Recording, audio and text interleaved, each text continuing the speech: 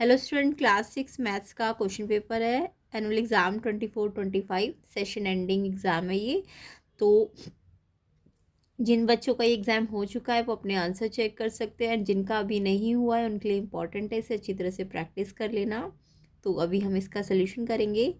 तो इसका पार्ट 1 जो है उसमें हमने इसका सेक्शन ए कंप्लीट कर लिया है, तो आप इसका प्रीवियस पार्ट चेक कर लेना, लिंक डिस्क्रिप्शन में है। अभी हम इसका नेक्स्ट पार्ट करेंगे। तो इसके सारे डिटेल को सॉल्यूशंस कराए गए हैं, कंसेप्ट समझाए गए हैं, तो चेक कर लेना इसका पार्ट 1। तो सेक्शन बी में हमने कुछ क्वेश्चंस कर लिए हैं, उसे भी आप चेक कर लेना। अभी हम इसके आगे के क्वेश्चंस करेंगे। तो क्वेश्चन नंबर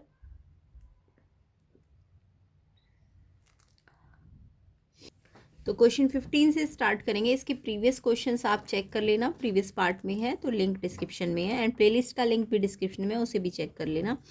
तो 15 क्वेश्चन देखिए, एक रेक्टेंगल ABCD है जिसका लेंथ और ब्रेथ गिवन है आपको 15 एंड 9। आपको इसका पैरीमीटर निकालना है। तो पैरीमीटर का फॉर्मूला तो सबको आता है ना, क्या होता है किसी भी रेक्टेंगल के पैरीमीटर का फॉर्मूला। पेरीमीटर ऑफ रेक्टेंगल होता है 2 ब्रैकेट L + B। तो L आपको 15 दिया है, ब्रेथ आपको 9 दी है, तो L और B को पहले 15 और 9 रखो, प्लस करो पहले तो 24 और 2 से मल्टीप्लाई करो, तो 48 सेंटीमीटर्स का पैरीमीटर आ जाएगा। तो 15 का आंसर आपका 48 सेंटीमीटर होगा। तो जो कि आपका ऑप्शन तो है नहीं इसमें, आंसर ही है 48 सेंटीमीटर में आएगा आपका आंसर पेरीमीटर। तो आई होप सबका यही आया होगा, एंड जिनके एग्जाम नहीं हुए उन्हें अच्छी तरह से ये फॉर्मूला याद कर लेना, पेरीमीटर ऑफ रेक्टेंगल क्या होता है। नेक्स्ट क्वेश्चन देखिए, कंप्लीट द एक्सप्रेशन +7 -+3। तो देखो यहाँ पे एक +7 तो एज इट इज़ रहेगा, क्योंकि जो आगे नंबर होता है उसका साइन तो ऐसे का ऐसे ही रहता है।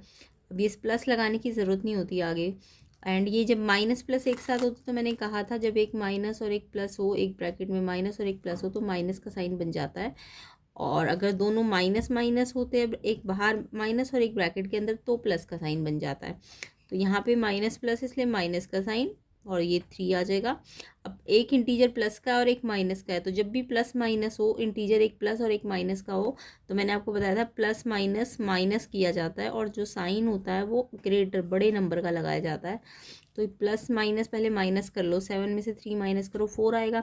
अब इनमें से कौन सा नंबर बड़ा है? 7 बड़ा है ना, तो इसमें जो साइन है इसके आगे देखो, कौन सा साइन है इसके आगे? कुछ नहीं है, नहीं, ये प्लस का साइन है, तो ये प्लस में आंसर आ जाएगा। नेक्स्ट देखो, तो इसका आंसर 4 है। इसके बाद नेक्स्ट क्वेश्चन था आपका सेकंड, इसका 16th का, find the length of third side of triangle जिसका पैरीमीटर गिवन था और दो साइड आपको 20 एंड 14 गिवन है। तो देखो पैरीमीटर गिवन है और दो साइड गिवन है और थर्ड निकालनी है। तो जब पैरीमीटर दिया हो किसी भी ट्राइंगल का, तो मैंने आपको बोला था अगर ट्राइंगल ऐसा है जिसकी तीनों साइड अलग अलग है, अगर कोई ऐसा ट्राइंगल है जिसकी तीनों साइड अलग अलग है, तो इसकी एक साइड 20 है, एक साइड आपकी 14 है ना, और तो तीसरी हमें नहीं मालूम, इसको हम x मान लेंगे। तो पेरीमीटर क्या होता है? जितनी भी इसमें साइड है उन सबका टोटल कर दो। तो पेरीमीटर ऑफ ट्राइंगल में क्या हो जाएगा? AB BC AC है ना, इन तीनों का टोटल। AB आपको पता है 20, BC भी पता है 14, इसको मैंने AC लिख लेती हूँ और इसे BC लिख देती हूँ, है ना। AC आपको पता है 14 और BC आपको नहीं पता, तो ये x मान लो, है कि नहीं। अब ये पेरीमीटर आपको तीनों साइड का टोटल क्वेश्चन में दे रखा है। पेरीमीटर कितना दे रखा है? 55। तो ये जो पेरीमीटर तीनों का सम करके आएगा वो 55 है। अब ये x कैसे निकालेंगे? ये x मिसिंग है ना, तो ये लेफ्ट हैंड साइड में है या राइट हैंड साइड में है, तो आपको x निकालना है। तो x को तो यहीं रखो, ये जो नंबर्स है ना, नंबर्स को इधर भेज दो। तो पहले प्लस कर दो, 20 और 14 कितने होते हैं? 34। इस साइड अगर 34 है तो उधर जाएंगे, तो यहाँ प्लस में 34 है तो इधर आके -34 हो जाएंगे।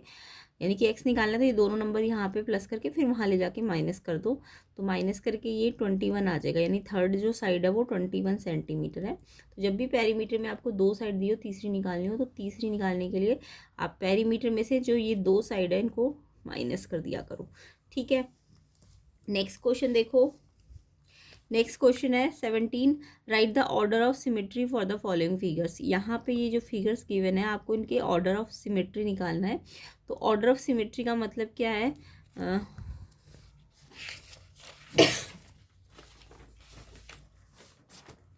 देखो ऑर्डर ऑफ सिमेट्री का मतलब क्या है कि अगर आप आप इसे कहीं से देखो और आपको एग्जैक्ट सेम दिखना चाहिए। यानी कि अगर आप यहाँ हो तो आपको ये ऐसे दिख रहा है ना, ये चीज़ राइट पे और ये लेफ्ट पे।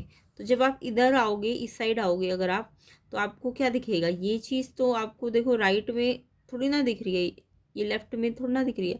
मतलब आप जब यहाँ से ऐसे देख रहे हो, जब आप यहाँ आओगे तो आपको डिफरेंट दिख रहा है। बट आप जब यहाँ पे आओगे तो आपको फिर से वही चीज़ दिखेगी, बिल्कुल एग्जैक्ट फिगर दिखेगी। अगर आप यहाँ से देखोगे तो आपको वही दिखेगा कि आपके राइट में ये वाला सिंबल और लेफ्ट में ये, बट इधर अगर आप हो तो आपको सेम नहीं दिखेगा। तो जैसे आप यहाँ से देख रहे थे वैसे ही आपको यहाँ से भी दिख रहा है, बट यहाँ से ऐसा नहीं दिख रहा और ना ही यहाँ से ऐसा दिख रहा है। तो यानी कि इसमें दो जगह से आपको एक जैसा दिख रहा है ना, तो यानी इसकी ऑर्डर ऑफ सिमेट्री कितनी है, 2 है। इसको देखो, ये 80 यहाँ से बना हुआ है, अब ये लाइन है तो ये 80 है, तो इधर से कितना होगा, ये 110 107 कितना होगा, 80 है तो ये 100 होगा, है ना। इधर से ये 80 का एंगल है तो इधर से लीनियर पेयर से ये 100 आ जाएगा। अब अगर आप इसे यहाँ से इधर से, और ये 80 है तो ये वर्टिकली अपोजिट से ये भी 80 होगा, है ना, पता है ना, वर्टिकली अपोजिट। और ये 100 है तो ये भी 100 होगा। अब आप अगर यहाँ से खड़े होकर यहाँ से देखोगे तो आपको यहाँ वाला एंगल छोटा दिख रहा है ना, और ये इसके जैसा दिख रहा है। बट जब आप यहाँ से देखोगे तो यहाँ से ये देखो 100 दिखेगा, जबकि यहाँ से आप देख रहे थे तो कितने का दिख रहा था, 80 का, तो यहाँ से 100 का दिखेगा ना। तो यानी कि यहाँ से आपको सेम, जैसे आप यहाँ से देख रहे थे वहाँ यहाँ से सेम नहीं दिखेगा। बट जब आप यहाँ खड़े होकर देखोगे तो आपको फिर से 80 दिखेगा अपने सामने, है ना। तो यहाँ से भी आपको दिखेगा एग्जैक्ट वही जैसा यहाँ दिख रहा होगा। बट आप जब यहाँ खड़े होंगे तो आपको 100 दिख रहा होगा, तो ये भी आपको सेम नहीं दिख रहा होगा। तो जहाँ से आपने देखना शुरू किया, आपको अगर दूसरी जगह से भी देखने पे वैसा ही दिख रहा है, तो इट मीन्स आपका वो एग्जैक्ट फिगर सेम दिख रही है। तो कितनी बार दिख रही है, 2 बार दिख रही है ना, तो यानी इसकी ऑर्डर ऑफ सिमेट्री आपकी 2 हो जाएगी। ऐसे ही इसमें देखो, इसमें आपको दिख रहा है कि थर्ड वाले में ये एक इक्विलेटरल ट्राइंगल दिख रहा है ना। तो इक्विलेटरल ट्राइंगल में तो हमको, अगर मैं यहाँ से देखूंगी तब भी मुझे ये साइड दिखेगी, अगर मैं यहाँ से देखूंगी तब भी मुझे ये साइड और ये वर्टेक्स दिखेगा, और इधर से देखूंगी तो तब भी मुझे ये साइड और ये वर्टेक्स दिखेगा। अगर मैं यहाँ खड़ी होकर देखती हूँ तो मुझे ये साइड और वर्टेक्स, यानी हर जगह से मुझे सेम दिख रहा है। तो 3 से ऑर्डर ऑफ सिमेट्री है इसकी। ऐसे ही इसको देखो, अगर आप यहाँ से देख रहे होंगे तो आपको ये पेटल एक उसके ऊपर और एक लेफ्ट राइट में दिख रही होगी। अगर आप यहाँ से देखोगे तो आपको यहाँ से ऊपर नीचे और ये लेफ्ट राइट दिख रही होगी। इधर से देखने पे भी आपको सेम दिखेगा, इधर से देखने पे भी सेम दिखेगा। तो यानी आपको चारों जगह से सेम ही दिखेगा। तो इसका ऑर्डर ऑफ सिमेट्री कितना होगा, 4 होगा। तो ऑर्डर ऑफ सिमेट्री का मतलब समझ आ गया कि जब आपने स्टार्टिंग से जहाँ से देखा था एग्जैक्ट उतना कितनी बार दिखाई देगा, तो उसको ऑर्डर ऑफ सिमेट्री कहते हैं। अगर इसमें एंगल ऑफ सिमेट्री निकालने को आ गया तो एंगल ऑफ सिमेट्री का फॉर्मूला याद रखना। एंगल ऑफ सिमेट्री होती है आपकी 360 से आप ऑर्डर ऑफ सिमेट्री को डिवाइड कर देना, ऑर्डर ऑफ सिमेट्री को 360 से डिवाइड कर देना, ठीक है। एंगल ऑफ सिमेट्री 360 को ऑर्डर ऑफ सिमेट्री से डिवाइड कर दोगे तो एंगल ऑफ सिमेट्री आ जाएगा। जैसे मान लो इसके लिए एंगल ऑफ सिमेट्री पूछा है तो 360 से 2 को डिवाइड करो तो 180 डिग्री होगा। इसके लिए भी ये 180 होगा। इसके लिए देखो 360 को 3 से डिवाइड करोगे तो 120 डिग्री होगा, और इसको 360 को 4 से डिवाइड करोगे तो 90 डिग्री होगा। तो एंगल ऑफ सिमेट्री निकालने के लिए 360 को ऑर्डर ऑफ सिमेट्री से डिवाइड करते हैं तो एंगल ऑफ सिमेट्री भी आ जाती है। तो यहाँ पे मैंने दोनों चीज़ें बता दी। नेक्स्ट देखो सेक्शन सी देखो, 3 मार्क्स का 18 क्वेश्चन का first, right all the integer between the given pairs in increasing order. यहाँ पे इंटीजर्स लिखने हैं इंक्रीजिंग ऑर्डर में, तो -3 से -9 में इंक्रीजिंग ऑर्डर में लिखने हैं, ध्यान रखना। देखो अगर मैं नंबर लाइन में देखूं तो -3 से -9 के बीच में कौन कौन से नंबर आए हैं, -3 से -9 के बीच में -4 आया है, -5 आया है, -6 आया है, -7 आया है, -8 आया है ना। तो -3 से -9 के बीच में आपके पास -4 -5 -6 -7 -8 आया है। बट क्योंकि इंक्रीजिंग ऑर्डर में लिखना है तो आपको ना -4 पहले नहीं लिखना, क्योंकि जब आप ना राइट साइड जाते हो ना, ये पता है ना आपको, जब आप राइट साइड जाते हो तभी आपको नंबर क्या होते हैं, बड़े होते हैं, यानी इंक्रीज होते हैं नंबर राइट साइड में जाने में। तो राइट साइड में जाने में मतलब मुझे -8 पहले लिखना है, फिर -7, फिर -6, फिर -5, फिर -4। तो ये आपका इंक्रीजिंग ऑर्डर है। -3 नहीं लिखना क्योंकि वो तो ऑलरेडी दे रखा है। तो बिटवीन बोला है ना, तो -9 भी नहीं लिखना, -3 भी नहीं लिखना। -9 और -3 के बीच में -8, -7, -6, -5, -4। और इंक्रीजिंग ऑर्डर का मतलब राइट साइड से, लेफ्ट से राइट पे लेके जाना है। ठीक है, तो ये आपके नंबर आ जाएंगे। नेक्स्ट ऐसे ही इसका सेकेंड पार्ट में आपका है 0 से -5। तो 0 से -5 में भी ऐसे ही करो। 0 से -5 में देखो, 0 कहाँ होता है नंबर लाइन में, यहाँ पे। फिर -5 से पहले क्या क्या आता है, -1, -2, -3, -4। अब आपको क्योंकि इंक्रीजिंग ऑर्डर लिखना है तो पहले -4 से शुरू करो, -4, -3, -2, -1। तो ये इसका इंक्रीजिंग ऑर्डर बनेगा। नेक्स्ट देखो, नेक्स्ट है कंप्लीट करना एक्सप्रेशन को। +40 में क्या प्लस करे कि 150 आ जाए। तो आप इसमें क्या करो, +40 में क्या प्लस करे कि 150 आ जाए। तो आप जो मिसिंग है ना उसको x मान लो। तो अब ये x निकालना है मेरे को, तो ये x यहीं रहेगा। इक्वेशन बन गई। ये +40 इधर प्लस नंबर के अगर पास भेजा जाए तो ये प्लस का है तो इधर जाके माइनस का हो जाएगा। तो 150 में से 40 माइनस करोगे 90 आ जाएगा। तो x आपका 90 है। सेम ऐसे ही इसमें भी आपको मिसिंग निकालना है। -50 में क्या प्लस करे कि आपको +200 मिल जाए। तो जो प्लस करना है हमने उसे x मान लिया, x को यहीं रखो। ये नंबर जो है ये इस साइड जाएगा, तो ये नंबर के पास जाएगा ना। तो ये अगर इधर -50 है तो उधर जाके +50 हो जाएगा। तो प्लस प्लस प्लस करके साइन भी प्लस का लगाए देंगे, तो 250 आ जाएगा जो मिसिंग है x। तो ऐसे करके आपको इसे सॉल्व करना है। नेक्स्ट क्वेश्चन देखिए 19, construct a square with the side 5। तो एक स्क्वायर कंस्ट्रक्ट करना है जिसकी साइड 5 हो। तो यहाँ पे आपको इसको पेंसिल से बनाना है। पहले आप क्या करना, AB एक लाइन ड्रॉ कर लो 5 सेंटीमीटर की। अब इस पे A पे रख के आपको अपने कंपास से 90 डिग्री का एंगल बनाना है। अब ये 90 डिग्री का एंगल या तो आप प्रोट्रैक्टर से बनाओ या कंपास से बनाओ।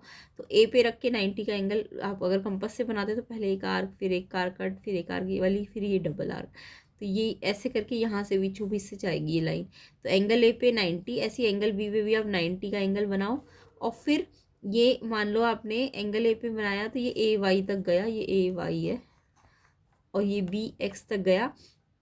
अब आपने फिर से A पे अपनी कंपास को रखना है और उसे ना, क्योंकि स्क्वायर है तो ये 5 सेंटीमीटर है, तो इधर से भी ये 5 ही होना चाहिए। तो A पे आपको अपने कंपास को 5 सेंटीमीटर रेडियस का खोलना है और फिर A पे रख के आर्क लगा देनी है। फिर A पे रख के आपको A पे रख के 5 सेंटीमीटर खोल के आर्क लगानी है। तो ये आर्क ऐसे कट, यहाँ पे कट लगा देगी। ऐसे ही B पे रख के आपको अपने कंपास को 5 सेंटीमीटर रेडियस की आर्क लगानी है, यहाँ पे भी 5 सेंटीमीटर का कट लगाना है। फिर लास्ट में इसको इससे जोड़ देना है। ये C और D थे तो ये CD। तो ये ABCD क्या बन जाएगा, एक स्क्वायर, क्योंकि यहाँ से भी 5 है, यहाँ से भी 5 है, यहाँ से भी 5 है और यहाँ से भी ये 5 ही आएगा। तो इस तरीके से ये कंस्ट्रक्शन करनी है। ये सारे इसके कंस्ट्रक्शन के स्टेप्स होते हैं। तो ये कंस्ट्रक्शन के स्टेप में draw AB 5, A and B पे सेंटर रखा आपने, एंगल बनाया एक ABX 90 और एक BAY 90। उसके बाद A एंड B पे सेंटर फिर से रख के आर्क रेडियस 5 सेंटीमीटर लेके इंटरसेक्ट करेगा AX और BY को C एंड D पे। एंड लास्ट में अपने CD को ज्वाइन करना है। ABCD एक रिक्वायर्ड स्क्वायर है। तो ये आपके स्टेप्स हो जाएंगे। नेक्स्ट क्वेश्चन देखिए, नेक्स्ट क्वेश्चन नंबर, इसमें एक रेक्टेंगल ड्रॉ करना है ABCD, उसके बाद डायगनल्स और उसके अपोजिट एंगल बनाने हैं और उसके डायगनल्स के नाम लिखने हैं। तो पहले आप रेक्टेंगल ड्रॉ कर लो। रेक्टेंगल की प्रॉपर्टी तो सबको आती है ना। रेक्टेंगल क्या होता है, एक तो ABCD, एक तो एंगल 90 90 होने चाहिए सारे, दूसरा ये अपोजिट साइड इसके इक्वल होनी चाहिए ABCD के और ADBC के, ADBC के और ABCD के। ये रेक्टेंगल होता है। तो ऐसे करके ड्रॉ करना है। उसके बाद इसके डायगनल्स को ज्वाइन करना है। डायगनल्स क्या होता है, जो अपोजिट वर्टेक्स है ना, देखो AB यहाँ लिखना, AB, तो C यहाँ मत लिखना, ABC। ऐसे ऐसे कंजिक्यूटिवली चलना है। अगर आप कंजिक्यूटिवली नहीं चलोगे तो डायगनल के नाम गलत आ जाएंगे। तो ABCD बोला है ना, तो AB, B के ऊपर C आना चाहिए, ना कि B के अपोजिट। ABC फिर D आएगा, तो AC डायगनल आ जाएगा। अपोजिट वर्टेक्स क्या बनेंगे, A और C। ऐसी B और D अपोजिट वर्टेक्स, तो अपोजिट वर्टेक्स से ही डायगनल बनता है। तो ये डायगनल है आपके। तो अपोजिट एंगल पूछे पहले, तो आपसे एक पूछा है कि इसके अपोजिट एंगल्स बताओ। तो इसके अपोजिट एंगल देखो, एंगल A के अपोजिट कौन सा एंगल आ रहा है, C। तो ABCD इसलिए बहुत ध्यान से बनाना है। अगर ए बी सी डी है तो ए और सी के अपोजिट कौन से बनेंगे, ए और सी, और बी और डी अपोजिट एंगल बनेंगे। तो एंगल ए के अपोजिट सी बनेगा और बी के अपोजिट डी बनेगा। ऐसे ही डायगनल्स अपोजिट वर्टेक्स से जो साइड बनेगी ए सी और बी डी, तो ए सी और बी डी डायगनल्स है, ठीक है। नेक्स्ट देखो नेक्स्ट है आपका the area of rectangular garden, जिसकी लेंथ दी हुई है और एरिया आपको दिया हुआ है। देखो area of rectangular garden 25 metre long, long मतलब ये लेंथ है, और इज इतना, तो इज इतना का मतलब ये एरिया है। एरिया दिया है, लेंथ दी है, ब्रेथ निकालनी है, विड्थ निकालनी है आपको। तो आप पहले एरिया ऑफ रेक्टेंगुलर गार्डन का फॉर्मूला लगा दो, L इंटू बी। एरिया आपको गिवन है ऑलरेडी, एरिया के नीचे 300 रख दिया, लेंथ भी दी हुई है 25, ब्रेथ आपको निकालनी है।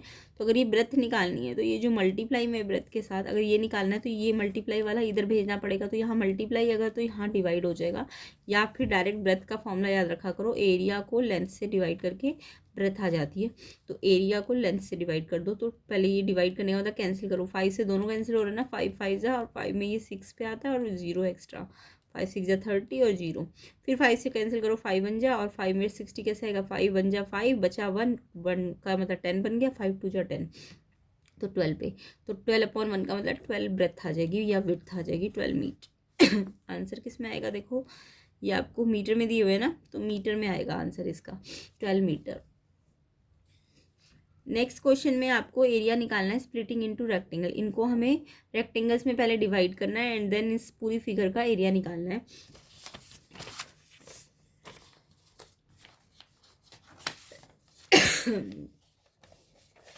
तो इसमें हमें पहले तो ये पूरा दिया था, हमने क्या करा, ये जो बीच बीच में गैप है ना, जोड़ दिया। तो एक तो यहाँ से जोड़ दिया और एक यहाँ से और एक यहाँ से, तो इससे मेरे पास 4 रेक्टेंगल आ गए, एक फर्स्ट ये वाला, एक सेकंड, एक थर्ड और एक ये फोर्थ, ठीक है। तो पहले हम फर्स्ट का एरिया अगर निकाले तो एरिया रेक्टेंगल का क्या होता है, L इंटू बी। अब इस वाले रेक्टेंगल की अगर मैं बात करूँ, फर्स्ट वाला ये है ना, तो इसमें लेंथ तो 3 दिख रही है आपको। अब ये ब्रेथ ये है इसकी, यहाँ से यहाँ तक, यहाँ से यहाँ तक है ब्रेथ, तो ये कैसे आएगी, ये तो हमें दी नहीं हुई, हमें ये पूरा 3 दिया हुआ है, ये पूरा, तो ये कैसे आएगा, 3 में से जब मैं इतना हिस्सा हटाऊंगी, ये कैसे आएगा छोटा वाला, जब बड़े ये 3 में से ये वाला हटाओगे, और ये वाला कितना दिया है, 2 दिया है, देखो, तो ये कैसे आएगा, 3 में से ये 2 वाला हटा के, क्योंकि इतना माइनस करना है, ये माइनस करना है, तो ब्रेथ इसकी 3 - 2 आ जाएगी, यानी कि 3 - 2 कितना होता है 1।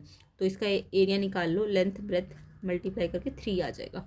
सेम ऐसे ये सेकंड वाले का निकालो, सेकंड वाला ये है, तो इसमें लेंथ तो 2 दिख रही है आपको, ब्रेथ ये छोटी ये वाला हिस्सा है। अब ये वाला हिस्सा भी कैसे निकाले, तो आपको दिख रहा है ये यहाँ से यहाँ तक 2 है कि नहीं, तो ये छोटा वाला कैसे आएगा, पूरे में से इधर वाला हटा के, तो ये पूरा 2 है ना यहाँ से यहाँ तक, तो ये 1 हटाना पड़ेगा, ये 1 दिया हुआ है, ये 2 में से 1 हटाओगे तो ये छोटा ये वाला ब्रेथ आ जाएगा, तो ये 1 3 ये वाला ब्रेथ निकालना है ना सेकंड वाले का, तो ये पूरा यहाँ से यहाँ तक 2 है, इसमें से 1 हटाना पड़ेगा, 2 में से 1 2 में से 1 हटाना पड़ेगा, तो 2 - 1 1 हो जाएगा, और ये कितना था, 2 था, 2 × 1 2 सेंटीमीटर स्क्वायर हो जाएगा। फिर ऐसी थर्ड वाला निकालो, थर्ड वाले में देखो लेंथ कितनी है, लेंथ ये है ना 2 है लेंथ, और ब्रेथ तो मुझे दिख रही है 1 है, तो 2 × 1 2 सेंटीमीटर स्क्वायर आ जाएगा थर्ड वाले का। फोर्थ वाला ये है, इसमें देखो लेंथ तो मुझे दिख रही है 3 है, और ब्रेथ ये रही, ये कितनी है 2, तो 3 × 2, तो 3 × 2 फोर्थ वाले का आ जाएगा 6। अब इन सबको जोड़ दो, ये पहले वाले का 3 था, दूसरे वाले का 2 था, फिर ये 2 था और लास्ट वाले का 6 था, इन सबको जोड़ा तो 13 सेंटीमीटर स्क्वायर इसका आंसर है। तो आप इसे एक बार फिर से अपने आप करके देखना, 13 सेंटीमीटर स्क्वायर इसका आंसर आएगा। नेक्स्ट क्वेश्चन देखो, नेक्स्ट क्वेश्चन नंबर 22, इसमें आपको number of lines of symmetry बतानी है कितनी है। तो सिमेट्री की लाइन आपको खींचनी आती ना, लाइन ऑफ सिमेट्री क्या करना करती है, ऐसी सिमेट्री की लाइन बनानी है, सिमेट्री ऐसे खींचनी है कि दोनों साइड से ओवरलैप हो, यानी कि जब मैं इसको इसमें ओवरलैप करूं तो बिल्कुल ओवरलैप हो जाए। तो अगर हम पहले वाले फिगर की बात करें तो इसमें देखो एक सिमेट्री तो यहाँ से बनेगी, क्योंकि जब इसको आप इसे फोल्ड करोगे तो ये इस पे छुप जाएगा, है ना। तो एक सिमेट्री ऐसे बनेगी और एक ऐसे भी बन सकती है। ये भी जब आप आधा हिस्सा इधर लाओगे तो इसे ओवरलैप कर देगा ये। तो ओवरलैप हो रहा है तो इसमें कितनी जगह से ओवरलैपिंग ठीक हो रही है, टू, तो इसकी लाइन ऑफ सिमेट्री 2 है। फिर ऐसी इसकी बात करते हैं, तो इसमें देखो अगर हम यहाँ से सिमेट्री खींच भी दे तो ये ओवरलैप थोड़ा ना होगा, इधर इसको फोल्ड करोगे तो ये ऊपर आ जाएगा और ये नीचे आ जाएगा, तो ये ओवरलैप नहीं करेगा। ऐसे ही यहाँ से भी करोगे तो ये चीज़ यहाँ आ जाएगी और ये यहाँ आ जाएगी, तो ये तब भी ये ओवरलैप नहीं करेगी। कहीं से भी करो ये ओवरलैपिंग नहीं होगी इसकी, तो इसकी लाइन ऑफ सिमेट्री 0 है। इस सीज़र की देखो, सीज़र की लाइन ऑफ सिमेट्री सिर्फ यहीं से आएगी, क्योंकि यहाँ से जब मैं करूँगी तो ये जब इसके ऊपर आएगा तो ये ओवरलैप कर जाएगा, तो इसकी एक है लाइन ऑफ सिमेट्री। ठीक है, तो ऐसे करके अगर ओवरलैप हो रहा है तो लाइन ऑफ सिमेट्री आ रही है। सेकंड देखो, ड्रॉ करना है एक ट्राइंगल जिसकी एक लाइन ऑफ सिमेट्री हो। तो ऐसा कौन सा ट्राइंगल है जिसकी एक ही लाइन ऑफ सिमेट्री होती है? तो देखो जो आइसोसेलेस ट्राइंगल होता है, यानी जिसकी दो साइड इक्वल होती है और एक अलग होती है। आइसोसेलेस ट्राइंगल जिसमें दो साइड इक्वल हो, ये 5 है तो ये भी 5, बट ये वाली अलग होनी चाहिए। तो इसमें एक लाइन ऑफ सिमेट्री यहाँ से आ जाती है। तो एक लाइन ऑफ सिमेट्री किस में होती है? आइसोसेलेस में। तो आप इसे ऐसे ड्रॉ करके दिखा देना, एक साइड अलग होनी चाहिए और बाकी दो साइड सेम होनी चाहिए। इक्विलेटरल ट्राइंगल में जब सारी साइड इक्वल होंगी तो उसमें 3 लाइन ऑफ सिमेट्री आएगी। देखो इक्विलेटरल में एक यहाँ से आएगी, एक यहाँ से आएगी, एक यहाँ से आएगी, तो इसकी 3 लाइन ऑफ सिमेट्री होगी। तो 3 लाइन ऑफ सिमेट्री किस में होती है? 3 लाइन ऑफ सिमेट्री आपको इक्विलेटरल ट्राइंगल ड्रॉ करना पड़ेगा, यानी अगर एक इधर से 4 है, इधर से भी 4, इधर से भी 4, तो इसमें 3 लाइन ऑफ सिमेट्री आ जाएगी। नेक्स्ट क्वेश्चन है सी पार्ट, अ ट्राइंगल जिसमें कोई लाइन ऑफ सिमेट्री ना हो, नो लाइन ऑफ सिमेट्री। तो नो लाइन ऑफ सिमेट्री होती है स्केलन ट्राइंगल। स्केलन ट्राइंगल जिसकी सारी साइड अलग हो, ये 2 है, ये 3 है, तो ये 4 होगा। ठीक है, तो जब सारी साइड अलग अलग होती है तो स्केलन ट्राइंगल, इसमें कोई लाइन ऑफ सिमेट्री नहीं है। अब इन्होंने बोला है क्या कोई ऐसा ट्राइंगल भी है, is it possible to draw a triangle with exactly 2 line of symmetry, कि जिसमें 2 लाइन ऑफ सिमेट्री हो? तो नहीं, देखो ट्राइंगल तो 3 ही टाइप के होते हैं, या तो आइसोसेलेस होगा, या इक्विलेटरल होगा, या फिर स्केलन होगा, है ना। इनके अलावा तो कोई और ट्राइंगल होगा नहीं। तो ऐसा कोई ट्राइंगल नहीं है जिसमें 2 लाइन ऑफ सिमेट्री हो, तो no, it is not possible. तो यहाँ पे हमारा सेक्शन सी भी कंप्लीट होता है। नेक्स्ट पार्ट में हम इसका सेक्शन डी को कंप्लीट करेंगे। तो सेक्शन डी के ये सारे क्वेश्चन भी डिटेल सोल्यूशन कंसेप्ट के साथ सीखेंगे। तो वीडियो को ज़्यादा से ज़्यादा शेयर करना है, लाइक करना है, 1000 लाइक जल्दी से जल्दी कर दो, सेक्शन डी और ये आपको तुरंत मिल जाएगा। तो जल्दी जल्दी शेयर करो, लाइक करो, चैनल में नए हो तो सब्सक्राइब भी करना। तो ये सारे क्वेश्चन को हम नेक्स्ट पार्ट में कवर कर लेंगे। एंड पार्ट 1 के लिए आप चेक कर लेना, लिंक डिस्क्रिप्शन में, एंड प्लेलिस्ट का लिंक भी डिस्क्रिप्शन में। अच्छी तरह से प्रैक्टिस करनी है तो प्लेलिस्ट को ज़रूर चेक कर लेना जिनके एग्ज़ाम नहीं हुए। एंड आई होप आपको वीडियोस के सॉल्यूशन कंसेप्ट समझ आ रहे होंगे। तो वीडियो को लाइक ज़रूर करना, सब्सक्राइब ज़रूर करना एंड शेयर ज़रूर करना।